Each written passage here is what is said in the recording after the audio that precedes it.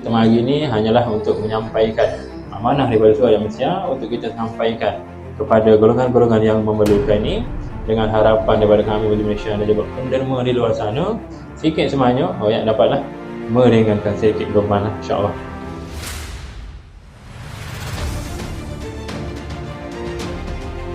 Saya Salimi bin Saleh, Penghulu Mukim Kampung Dua Kedak, mengucapkan ribuan terima kasih kepada Nazlim Malaysia kerana tidak putus memberi sumbangan kepada penduduk kampung saya lah.